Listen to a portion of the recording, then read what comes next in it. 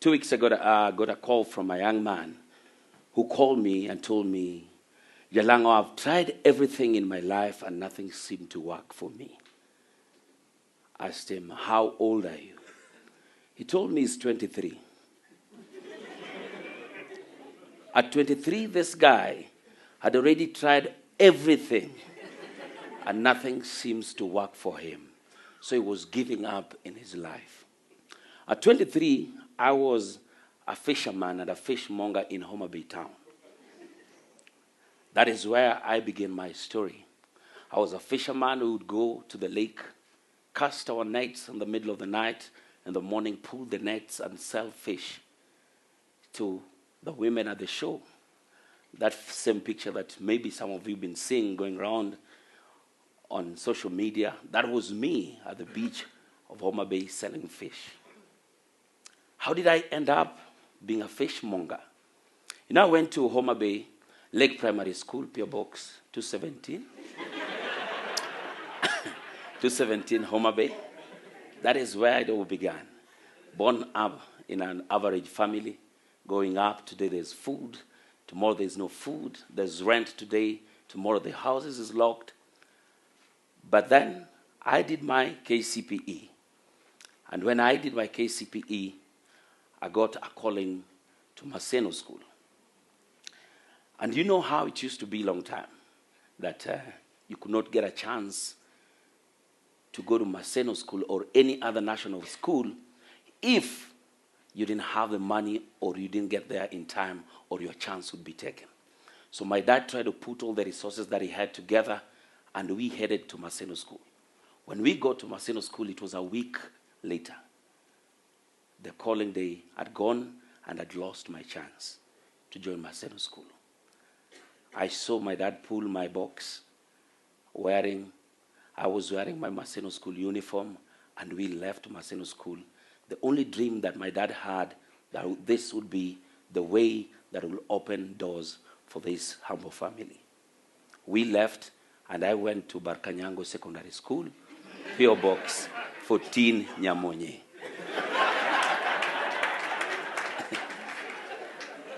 So I went to Barkanyango for my first year, fully dressed in a Maseno School uniform, in a different school, because my dad could not again come back to Blackberry to buy another uniform because he had used everything that he had. And that was it. That's where it all began. I went to the school, but then even school fees at Barkanyango on the second term became even a bigger problem because my elder brother, George, was also in Form 2 that time at Nyangoma Boys Secondary School, P.O. Box 23, Bondo. So since my dad had already had a good relationship with the principal at Nyangoma Boys, I was allowed to be transferred back to Nyangoma Boys, and my brother had to drop school so that I could go on because he saw the potential in me better than him. So he gave me a chance to use his school fees in school. At Nyangoma Boys, school fees was not one of those things that my dad had all the time. My dad was that kind of man who would pay school fees with anything. He would bring maize, he would bring firewood. You know how school needs maize. So if I bring maize, that is also school fees. So I used to see my dad come, and he's the kind of old man who will come when people are still in the assembly. And you wonder, why couldn't you just wait? Why couldn't you just wait up to when the assembly is done so that you can push this thing? So seeing my old man and the school team count each and every can of Gorogoro maize, and I knew that that was my school fees my old man was paying. Ladies and gentlemen, each and every single day, I knew that I had to make this chance count for me. I did my KCSE, and at Nyangoma Boys, being the average school that it was, things like Bunsen burner, we saw the day of the exam. This is very true. You walk into an exam, okay, it is burning, hey. What do you do with it? A friend of mine mixed everything and it exploded. He said, observation explosive. Because he had never seen it anywhere. He had never seen these things anywhere. Ladies and gentlemen, I got C+. Luos don't fail. I got a very strong C+.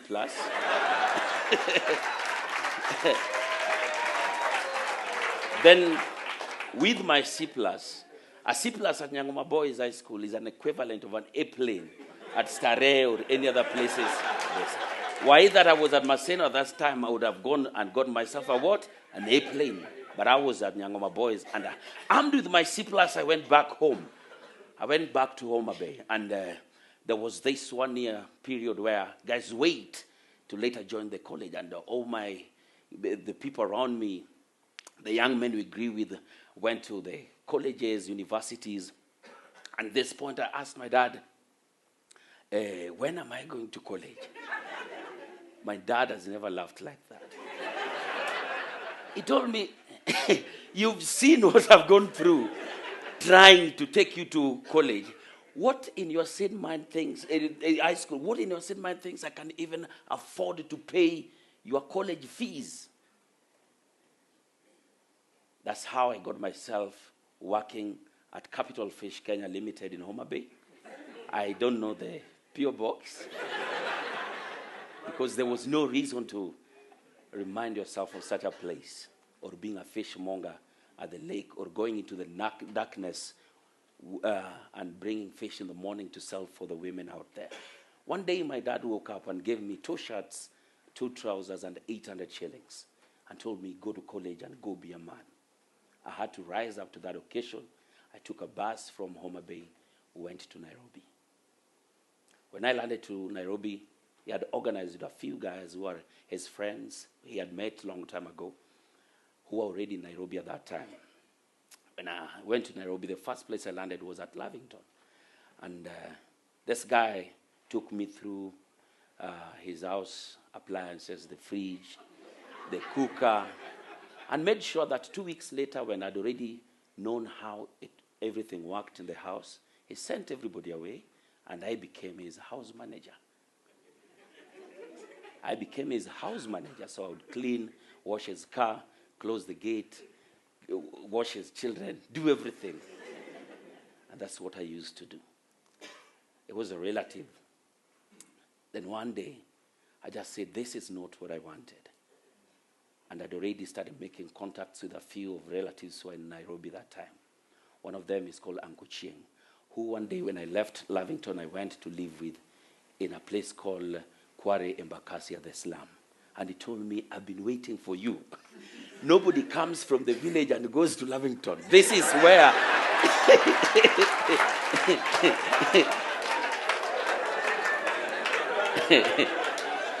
This is where it all begins. This is where it all begins. So I started staying with him in his house. In his house, that's where I stayed with him. But I knew that I had this passion of acting, which from high school and everywhere, I knew that this is what I wanted to do. But then through acting or wanting to go, I didn't know where to start from. And even before I started going to the National Theatre, I'd done every single manual job in Nairobi. Mjengo, washa gari, kwanza mjengo mbaya, ile ya kubomoa. Wacha kujenga. You know, done almost every single manual job just to try to make sure that we had food on our table. But I give it back to Uncle Chieng, who each and every single time, even after working at industrial area, still used to give me fare to go to the National Theatre to pursue my passion. So one day, I got a chance to the auditions. And when I auditioned, I was taken to the second cast. There's always the first cast and the second cast. So in case the first cast, somebody gets sick or ill, you can always take the role. And we were doing the set books. This was after almost 3 years. Nobody was getting sick or leaving. Nobody was leaving from the first cast. So I was back and forth, still going back to doing my manual jobs, coming back to the National Theatre without giving up, knowing where my passion and what I wanted to do was lying at that point. So what happened, one day we were doing the set books, and the students came in large numbers, and the show was really big. Then everybody was paid. And one person in the main cast decided to go drinking that night. So the next day, the students came again. It's a big show, but this guy is missing. And he was playing one of the lead roles in that show. And because the students had to go back to school and time was running out, I got a chance to step in. And I told God, this is the only chance that I've been waiting for. Give me the courage to prove that, you know what, I'm ready and ready for this. So everybody in the cast said, let's see what this guy will do. So they came by the wings of the theater or the curtains to see how I was going to spoil their big play because I was a no one. And to date, I still remain one of the best Swahili narrators at the National Theatre.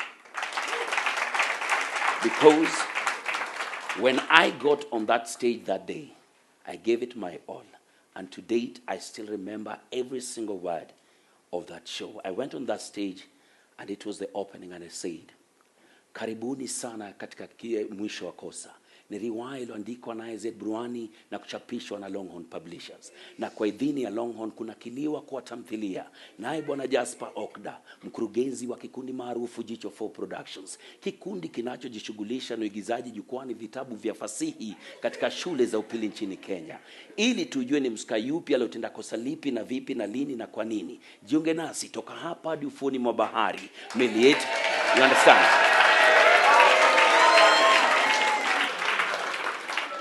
I knew that this is what I wanted to do.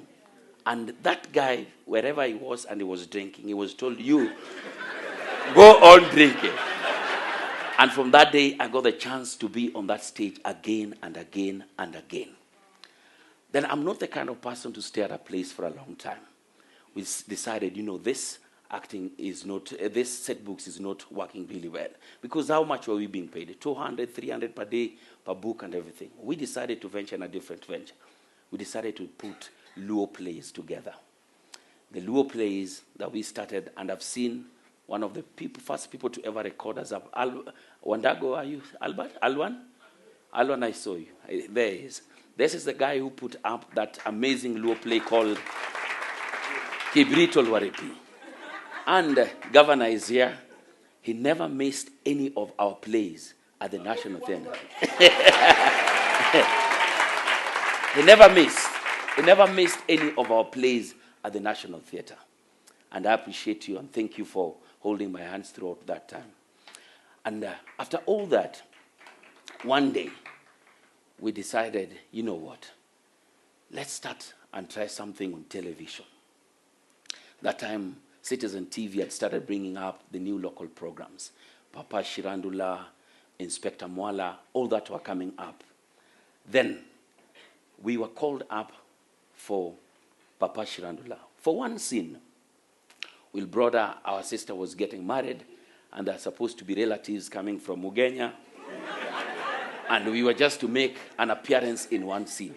And I told my best friend Otoyo that, you know, listen, this is the chance we've been waiting for. When that camera roll, let us do anything possible for these people to retain us in this play. So when the cameras went on, everything that we were told to do, we didn't do. We did what we had planned together. And we made them change the script that, you know what, when everybody was going back to Kenya, Jalango and Otoyo jumped through the window of the bus, and they are still somewhere in Nairobi, for them to look for how to put us in that script. You see, that gave me one very big lesson, that anytime you get a chance to do something, do it and give it your all.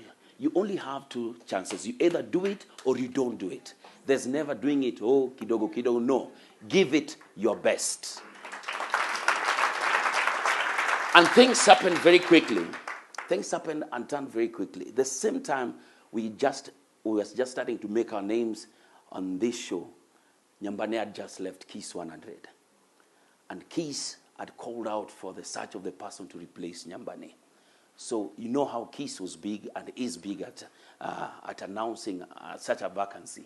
And people came, 1,001 of them. And the first thing that happened is a crowd like this, they came out and said, thank you so much for coming. If you have a degree, step to the left. If you don't have, step to the right. Remember, mimi na degree.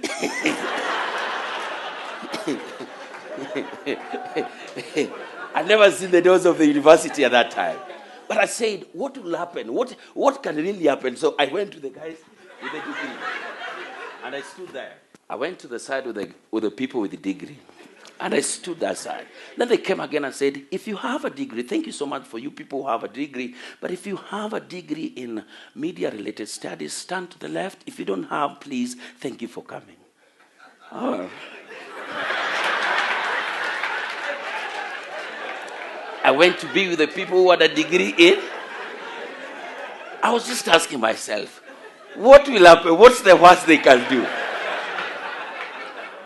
Then they asked and said, now, almost to the last part, if you have a degree, and it's a degree in communication, and now, if you've been in any radio show or TV show, move to the right. I went to the right, and other people left, and we were left, 7 of us out of that 1,000 people. Now it was the time now to face the panel. Remember, I don't have anything these people are asking. Confidence, my guy, confidence. Confidence. Confidence. What's the worst that can happen? Nothing. They'll just tell you you are not qualified. But I said, let me see what happens to the inside these interviews. So I went and they quickly ask you, please bring your papers and everything. Introduce yourself as you. I told them, first, thank you so much for this opportunity. I don't have anything you've been asking for, but I think I'm the person you're looking for. All of them went quiet. And a man called Patrick Wako PQ, the owner of Radio Africa, told me, I think I like this guy. When everybody was leaving, he still stood and made sure that he's here without all these things. Let's try him on air. So we were 7 of us that were tried on air. And the first day, I went on air with Caroline Mutoko. And it was a big thing. Caroline was this untouchable, no nonsense woman. And I'm wondering, now what will I say? So now walk in. First, she's too beautiful. So I'm stuck in looking at her. So what happened is, she introduced the show that morning. And she said, welcome, this is Kiss 100, Nairobi's #1 music station. My name is Caroline Mutoko, and I'm with. So I went blank. And she told me, speak, young man. I told her, woman, where I come from, women do not speak very loud to men. Reduce your volume.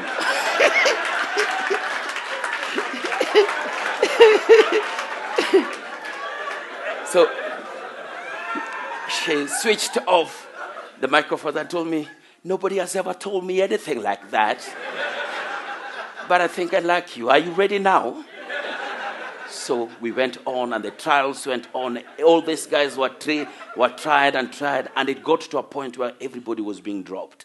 In the third week, the 2 people were dropped off the 7. The second week came, another 2 were dropped, so we were left the 3 of us. On the last week now, we were 3 of us, 1 person left, and I was left with Larry Asegu. Now it was the day to determine who is going to replace Nyambane. So me and Larry were called in there, and we're standing up there. And they told us, it's been a long journey trying to look for this replacement, and today the journey ends, and we've decided we will employ both of you. So all those other guys with their degrees and everything, and I'm here standing. So if you remember very well, we went on air, the 3 of us, Caroline, Larry, and Jalango, because the trial was still going on. 2 months later, Larry was dropped, and I was left as a co-presenter with Caroline, the two of us, from all that journey. Taught me one thing: confidence and always believing that you can do it. Even when nobody else believes in you, you can always do it. Rise up, guys. Rise up. And we created one of the biggest shows in the country, Kiss 100 Breakfast Show. 3 years later, I decided that this was not everything, because I hate being in a comfort zone where you see each and every morning you wake up, no challenge, you guys are always number one and everything. I woke up and went to Radio Maisha, which was number 48 radio station at that time. And we created a collab with a friend of mine called Alex Mwakideo. We knew that it's about commitment. Radio is not hard, but to find somebody who, my day, each and every day starts at 3:30 in the morning. By 4, we are ready at work. We have 2 hours of prep and then make the show go on, because we prepare for 2 hours because we are going to talk for 4 hours. So very few people or young men who come to those shows are able to put up that kind of work. The discipline and making sure that wherever you are, make sure that you show up. We created this show. The first quarter, we were at number 28. We said this thing can be done. Then we came to number 17, to number 18. On the second year, on the last quarter, Radio Maisha was number 1 morning show. And to date. Then when it became number 1, I said, why not? Let's try something new. That's where I am now with Jeff Koinange at Hot 96.